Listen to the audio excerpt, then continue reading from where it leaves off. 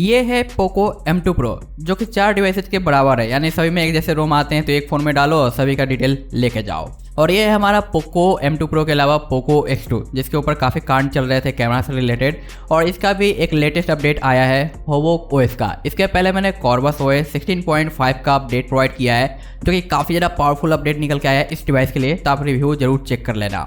और यहाँ पे मैं दोनों के अंदर सेम Havoc-OS का अपडेट यूज कर रहा हूँ जो कि 4.6 है, और दोनों में काफ़ी कुछ सिमिलैरिटी और काफ़ी कुछ नए फीचर्स देखने को मिलते हैं। तो इस वीडियो के अंदर मैं आपको पूरा डिटेल देने वाला हूँ कि क्या कुछ इस अपडेट में ऐड किया गया है। अगर आप पोको X2 के डिवाइस की वजह से हो तो आप इसके ऊपर फोकस करना, अगर आप चारों डिवाइस में से किसी एक डिवाइस की वजह से हो तो इस पर फोकस करना, और अगर आप दोनों में से किसी डिवाइस के नहीं हो, बस सपोर्ट के लिए मेरे चैनल पे आए हो, वीडियो वॉच कर रहे हो, तो भाई आप साइड बाय साइड कंपैरिजन समझ के इस वीडियो को वॉच कर लेना, क्योंकि यहाँ पे बहुत कुछ एक साथ हो जाएगा। साइड बाय साइड रिव्यू भी हो जाएगा, कंपैरिजन भी हो जाएगा, क्योंकि दोनों में काफ़ी हद तक फीचर्स को ऊपर नीचे है जो सेट किया गया है। जैसे कि फॉर एग्जांपल यहाँ पे आपको देखने को मिल जाता है FPS मीटर, जो कि आप यहाँ पे देख पा रहे हो इनेबल हो गया, जबकि यहाँ पे कोई भी FPS मीटर देखने को नहीं मिलता है, जबकि दोनों में 4.6 ही मैं डाल रखा हूँ। तो ऐसे छोटे मोटे कई सारे चेंज देखने को मिलेंगे और इस अपडेट के अंदर कुछ फीचर्स ऐड कर दिया गया है। तो चलिए आज की वीडियो को शुरू करते हैं। बस एक ही रिक्वेस्ट है, वीडियो को लास्ट तक जरूर वॉच करें और पसंद आए तो लाइक शेयर करना ना भूलें।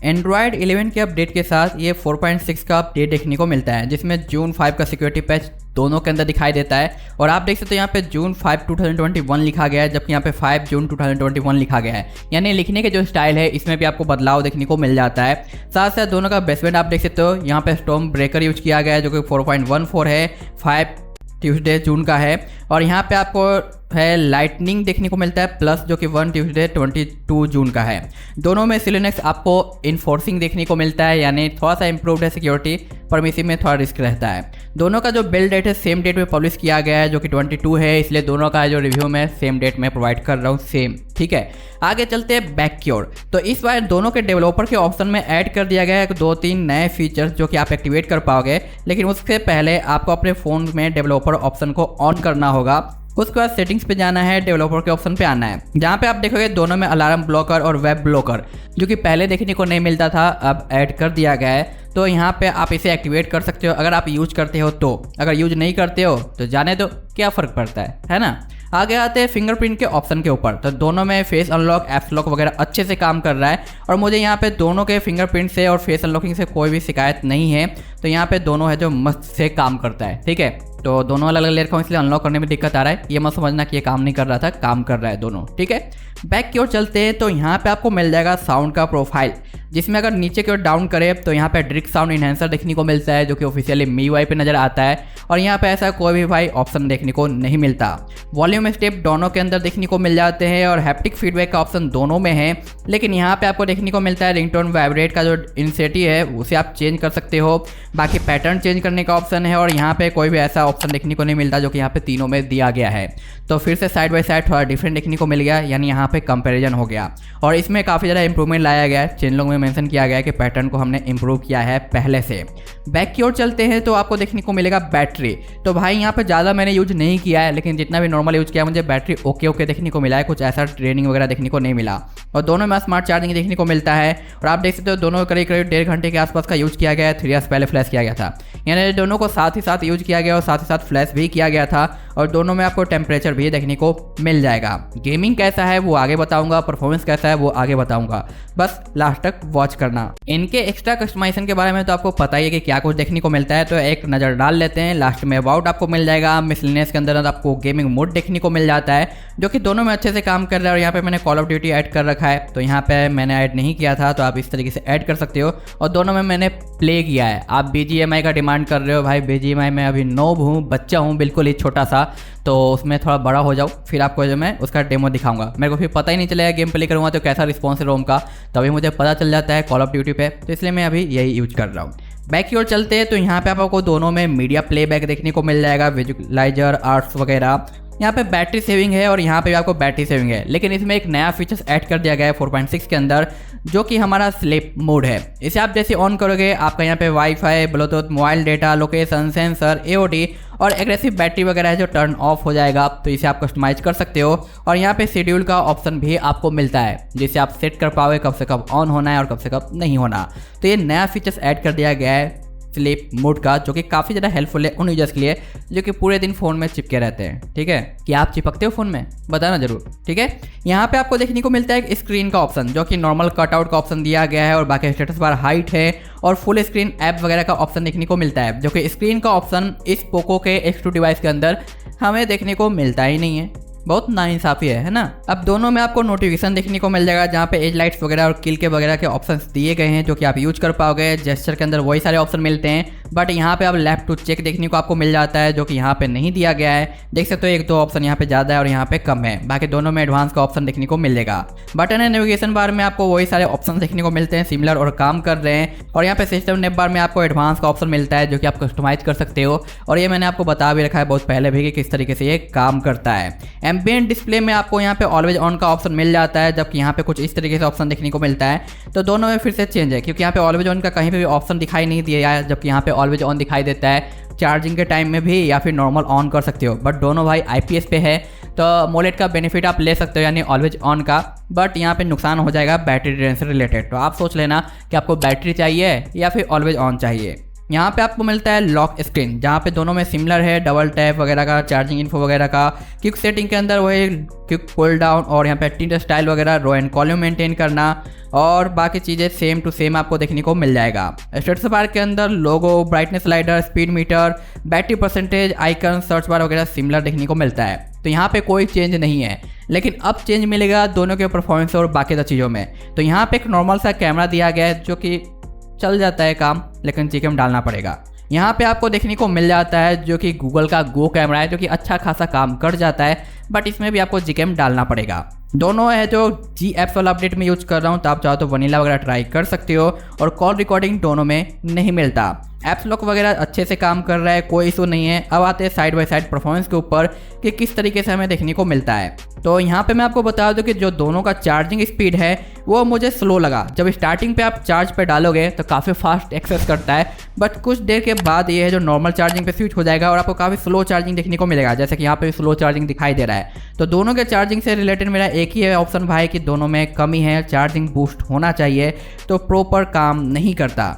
यहाँ पे आप देख सकते हो Geekbench का स्कोर, जो कि काफ़ी अच्छा खासा, मैं नहीं कहूँगा इस पोको के X2 डिवाइस के लिए, क्योंकि थोड़ा सा इंप्रूवमेंट की ज़रूरत है, बट यहाँ पे काफ़ी अच्छा रिजल्ट हमें देखने को मिल जाता है। बाकी नेक्स्ट टॉपिक पे आते हैं, जो कि हमारा CPU टोटल है। तो पोको X2 के अंदर देखने को मिला 95 का और यहाँ पे मेरे को देखने को मिला है 94 का। तो दोनों का जो रिजल्ट निकल के आता है CPU टोटलिंग में, वो काफ़ी अच्छा है और दोनों में से किसी ने हीटिंग को गेन ज़्यादा नहीं किया है। तो ये चीज़ मुझे यहाँ पे काफ़ी अच्छा लगा। और इसे मैंने चार्जिंग के टाइम पे जो चेक किया था CPU को, तो उसके वजह से भी कोई हीटिंग वगैरह देखने को नहीं मिला। तो ये मुझे काफ़ी अच्छा खासा लगा कि भाई ये तो सही चीज़ है कि विदाउट किसी चार्जिंग सपोर्ट के बाद भी हीट नहीं कर रहा। और यहाँ पे पोको X2 के अंदर L1 का सपोर्ट मिलता है, जबकि अगर हम बात करें हमारे पोको M2 Pro की, तो यहाँ पे मुझे L3 का सपोर्ट मिलता है। बट आप अगर इस रोम को अपने Note 9 Pro के अंदर डालोगे तो वहाँ पे आपको L1 देखने को मिल जाएगा। तो यहाँ पे थोड़ा बहुत लफड़ा है L1 से रिलेटेड, जबकि यहाँ पे ऐसा कुछ भी हमें देखने को नहीं मिलता है। आगे आते हैं बाकी कैमरा डिपार्टमेंट के ऊपर। तो भाई कैमरा दोनों के अच्छे से काम कर रहे हैं, मुझे कोई भी इशू देखने को नहीं मिला है,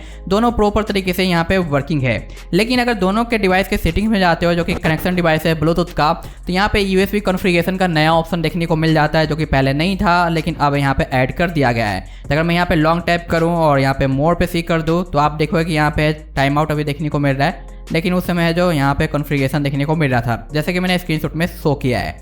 इसके बाद दोनों के अंदर अब रीडिंग मोड का प्रीव्यू ऐड कर दिया गया है, जो कि हमें पहले देखने को नहीं मिलता था। तो अगर हम यहाँ पे लाइव डिस्प्ले पे आते हैं तो ये प्रीव्यू पहले नहीं था, अब यहाँ पे आ चुका है। और यहाँ पे दो ही ऑप्शन है, जबकि यहाँ पे कलर पिक्चर का भी आपको ऑप्शन देखने को मिल जाता है।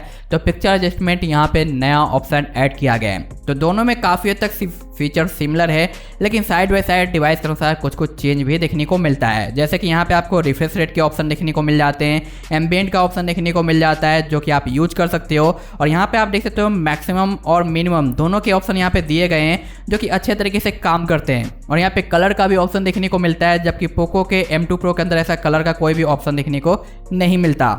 दोनों में जो स्लीप मोड दिया गया है उसे आप QoS से कंट्रोल कर सकते हो, यानी डायरेक्ट वन टैप पे आप उसे एक्टिव कर पाओगे, जैसे कि यहाँ पे देखने को हमें मिल जाता है। बाकी गेमिंग मोड वगैरह के ऑप्शन मिल जाते हैं, डेटा स्विच वगैरह का, जबकि यहाँ पे APS मीटर नहीं दिया गया, और यहाँ पे APS मीटर आपको देखने को मिल जाता है। और अगर स्क्रीन रिकॉर्डिंग की बात करें तो स्क्रीन रिकॉर्डिंग में भी हल्का सा चेंज किया गया है। पहले हमें स्क्रीन रिकॉर्डिंग में लो क्वालिटी का स्क्रीन रिकॉर्डिंग करने का ऑप्शन देखने को नहीं मिलता था, अब यहाँ पे ऐड कर दिया गया है। और पहले जो रिकॉर्डिंग के टाइम में ब्लिंकिंग डॉट का इशू देखने को मिलता था ना, वो भी अब यहाँ पे जो हटा दिया गया है, तो उसे भी फिक्स कर दिया गया है। रही बात कि स्क्रीन रिकॉर्डिंग ऑन करने के बाद परफॉर्मेंस किस तरीके से डाउन होता है या फिर नॉर्मल रहता है, तो यहाँ पे मैंने दोनों को चेक किया, दोनों में मुझे सिमिलर टाइप का रिजल्ट देखने को मिला है। यानी स्क्रीन रिकॉर्डिंग में थोड़ा सा इंप्रूवमेंट की जरूरत है, थोड़ी सी मुझे कमी लगी है दोनों के अंदर। तो स्क्रीन रिकॉर्डिंग ऑन करते ही लैग हल्का सा फील होने लग जाता है सिस्टम के अंदर, जो कि थोड़ा सोचनीय टॉपिक है।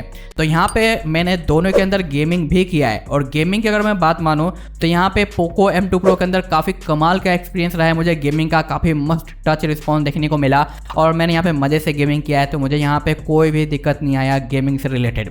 तो यहाँ पे आप मज़े से पोको M2 Pro के अंदर डाल के गेमिंग कर सकते हो, कोई इशू नहीं आएगा। बाकी फीचर्स वगैरह मैंने आपको बता दिया। रही बात पोको X2 के अंदर, तो यहाँ पे भी मैंने गेमिंग किया है, और यहाँ पे जब मैंने गेमिंग किया तो मुझे नॉर्मल सा एक्सपीरियंस हुआ, ऐसा नहीं कि कुछ एडवांसेड या काफ़ी अच्छा खासा टच रिस्पॉन्स हो। ओवरऑल ओके मैं कहूँगा, बट इतना ज़्यादा सुपर डुपर नहीं है, तो इतना ज़्यादा कम भी नहीं है, नॉर्मल टाइप का आपको यहाँ पे गेमिंग एक्सपीरियंस देखने को मिल जाएगा। तो यहाँ पे भी आप गेमिंग कर सकते हो, कोई दिक्कत नहीं आने वाला। रही बात ऑफिशियल चेंज लॉग की क्या कुछ ऐड किया गया है, तो ये रहा हमारा ऑफिशियल चेंज लॉग, जो कि मैं डिस्क्रिप्शन में भी ऐड कर दूंगा, जिसमें सिक्योरिटी पैच ऐड कर दिया गया है, स्लिप मोड ऐड किया गया है, कलर प्रीव्यू जो कि मैंने आपको दिखा दिया लाइव डिस्प्ले के अंदर, अलार्म और वेब ब्लॉकर वगैरह, पार्सल स्क्रीनशॉट का आप है जो कंट्रोल कर सकते हो आप QoS कंट्रोल से। तो यहाँ पे अगर हम आते हैं तो आपको देखने को मिल जाता है जो कि आप यहाँ पे चेंज वगैरह है जो कर सकते हो। तो ये ऑप्शन पहले नहीं था, अब ऐड हो चुका है। बाकी यहाँ पे टाइम आउट का ऑप्शन आ चुका है, उसके बाद यहाँ पे ब्लॉक मीडिया ऐप्स वगैरह का ऑप्शन आ चुका है, रिफ्रेश रेट बैटरी का ऑप्शन आ चुका है, तो ये चीज़ आपको देखने को मिल जाएगा। और बाकी यहाँ पे जो मैंने आपको रिकॉर्डिंग से रिलेटेड बताया वो ऐड किया गया है। बाकी sensor, refresh rate, charging, lock screen, blur, pocket mode वगैरह में है जो इंप्रूवमेंट किया गया है।